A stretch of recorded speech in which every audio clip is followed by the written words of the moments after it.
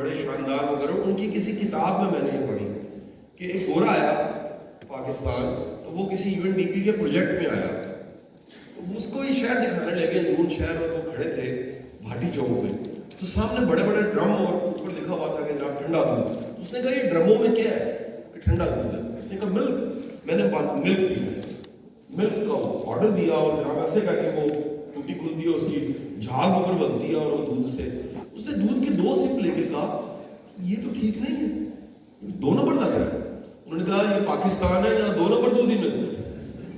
اگلے دن پھر وہ دوبارہ شام کو اس کو عادت پڑ گئی, ان دنوں میں نئی بنی تھی فوڈ اسٹریٹ گوال منڈی میں, تو وہاں لے گئے.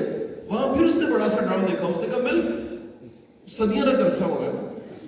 تو پھر ملک کا گلاس آیا, اس سپ لے کے اس نے کہا کہ یہ تو 2 نمبر ہے. تو اس بندے نے کہا یہ پاکستان ہے. اس نے کہا وہاں بھی 2 نمبر. اس نے کہا پاکستان میں 1 نمبر دودھ نہیں ملتا.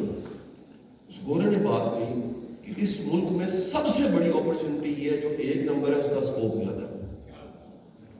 ہمارا مسئلہ یہ ہے کہ ہم لوگ وہ جو اپرچونٹی ہے اس کو فالو کرنے کی بجائے, اس کو دیکھنے کی بجائے, ہم بھی اسی ریس میں لگ جاتے ہیں کہ سارے جیسے کما رہے ہیں ہم بھی ویسے کمانے لگ پڑے. تو جتنی اپرچونٹیز ہیں, جیسے سمیل نے آتے کہا کہ ریئل اسٹیٹ میں کتنے چیلنج ہیں, ڈیولپمنٹ میں کتنے چیلنج ہیں. انہوں نے ایمانداری سے طے کر دیا کہ کوئی سودا لے کے جا رہا ہے, سامان لے کے جا رہا ہے, واپس آئے چائے کی پیالی پڑی ہے, ٹھنڈی ہونے سے پہلے ریٹرن.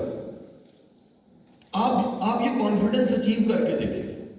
تو اس سوال کے جواب میں ہر شعبے کے اندر اپرچونٹی ہے. میں دوسرا سوال, اچھا میں کولیکٹیو کیونکہ بات چیت کر رہا ہوں تو میں بعد میں سوال لے لوں گا اگر ٹائم ہے. کسی نے سر کہا تھا, میری ریکویسٹ ہے میں پیٹرن کو فالو کرتا رہوں گا جو میرے پاس لکھا ہوا ہے, کیونکہ تھوڑی دیر کے بعد یہ لیکچر ختم ہو جاتا ہے. اچھا جی, دوسری چیز جو بڑی